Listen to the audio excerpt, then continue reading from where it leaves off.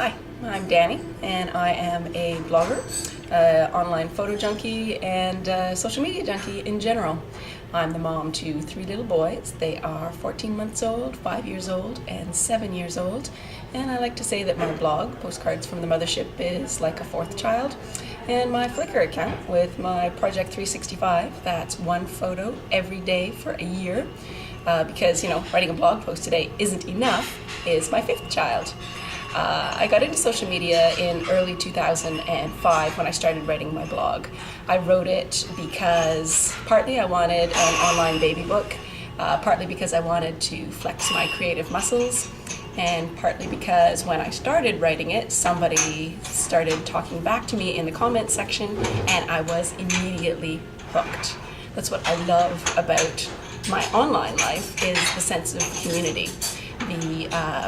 The blogs and the pictures and Twitter and Facebook, which I'm not on as much. I find that I've discovered an amazing sense of community online that I'm not sure I would have been able to find in real life. I write one blog post more or less every day, and like I said, I post a picture online every day. I'm on Twitter probably at least once a day, and I'm in Facebook and a few other fads and trends as they come and go.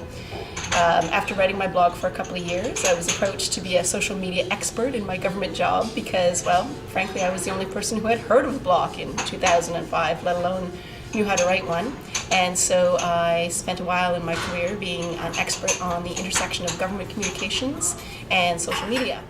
I've recently gone back to work after a 1-year maternity leave, and so I've found a bit of balance working a 4-day week, but I don't seem to have cut back any on my social media activities. And I find the reason why I love the social media stuff that I'm doing, especially the blog and the photo sharing, is because it's my me time. There's 2 things that are religious in my house. They're sacred in my house.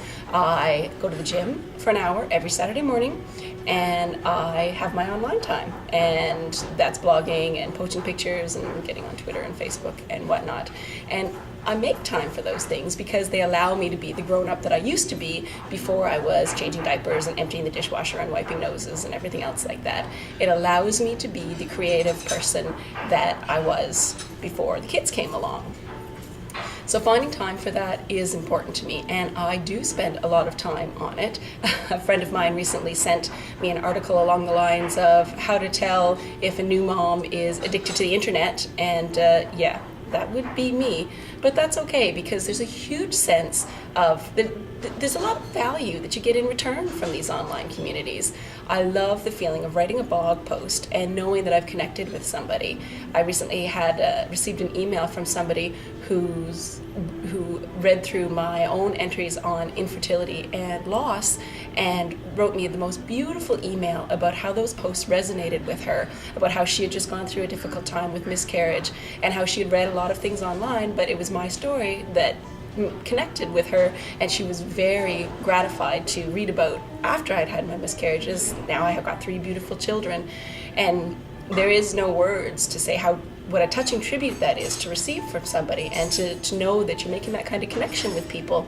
And that's not the kind of connection that you'd necessarily make with somebody, a colleague or a friend even, over coffee. There's something about the intimacy of these blogs that allows us to discuss things, to examine things, to delve deeper into issues than we do over coffee or any other time that we get together in real life.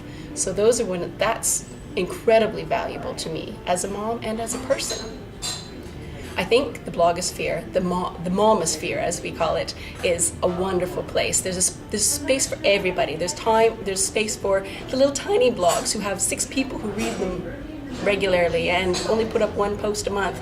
And there's room for the people like Deuce who are making thousands of dollars a day probably on their blogs. There's room for people like me who started talking to the internet and were shocked when the internet talks back. There's room for the person who wants to keep Grandma in Vancouver and Auntie Jean in Chile up to date. But really, the most wonderful thing about connecting on the internet is the sense of community, the sense of camaraderie, the sense of, oh my God, I've been there, that happened to me, I can't believe it happened to you too. or oh my God, I can't believe you did that, that's hilarious. You know, all those aha moments when we realize that we're not just talking into the ether, we're real people who can use the internet to connect in ways that we might not be able to do otherwise. So, well, that's just a little piece of my social media story.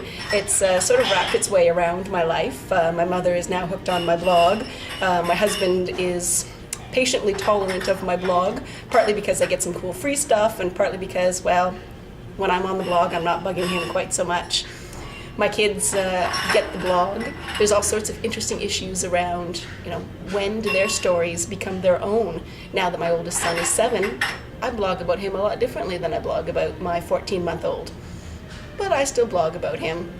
And my 7-year-old sometimes helps me take my picture of the day to post to Flickr, because social media has really become a part of our family style right now, living life in the 21st century, I guess. But if you're thinking about getting started in social media and you're a mom, or you're thinking about being a mom and you're looking for somebody to share your stories with, you're looking for somebody to share your experiences with, I can't tell you the number of wonderful things that have happened to me because of this silly connection to the internet. And it's been a wonderful experience for me. I can't imagine how I'll ever stop. And in the last year, like I said, as if writing the blog wasn't enough, now I'm putting up a picture a day on the internet, so I can only imagine what next year's social media adventures will bring. But that's my social media story.